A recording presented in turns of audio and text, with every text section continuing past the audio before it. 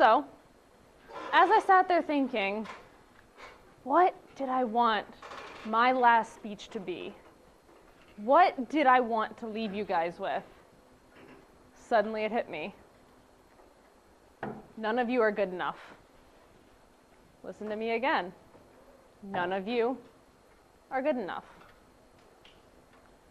Let's backtrack a little bit and let's talk about the United States.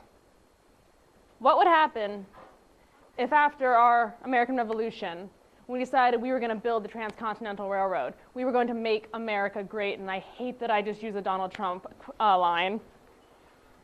We said, okay, this is good. What we've done is good enough. Where would America be right now? Would we be the powerhouse we are? Or would we just be one of those countries in Europe that, they're okay, they're a nice place to visit, they survive? What if America had said they were good enough?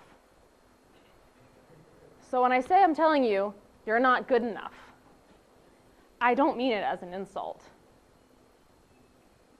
Think about it. How many of you in here have contracts?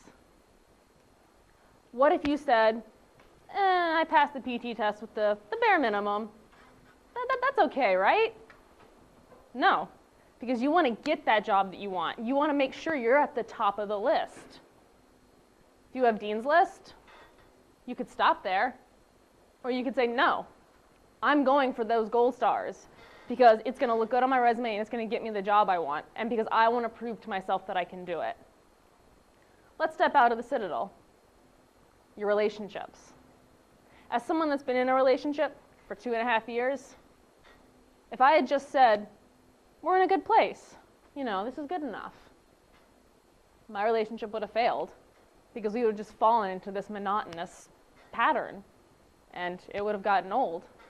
I am constantly finding ways to make our relationship stronger, to work on our problems so that it is never good enough for me.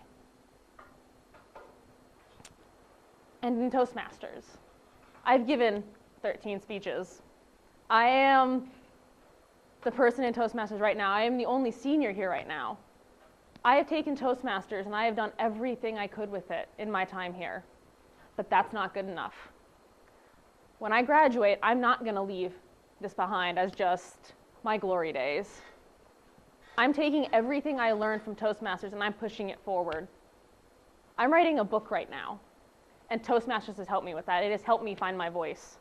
I write for the Odyssey, which I'm sure some of y'all have seen, because Toastmasters has helped me find my voice.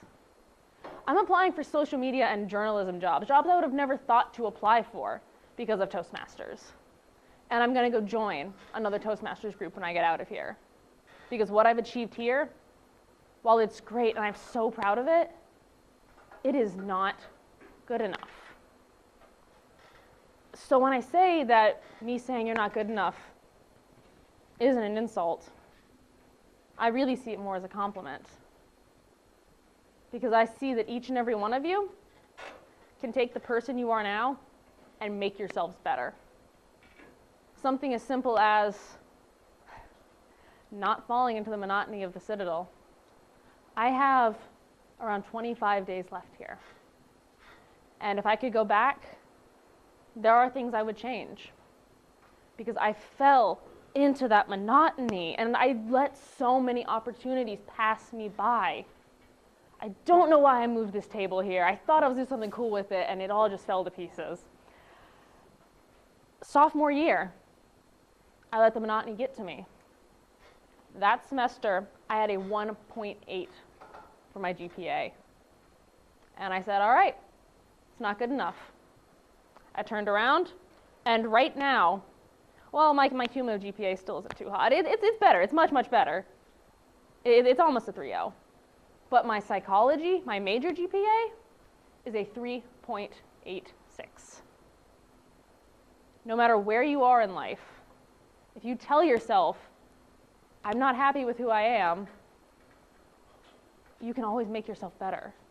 Don't fall into a pattern. Don't accept who you are now as the great person you'll always be.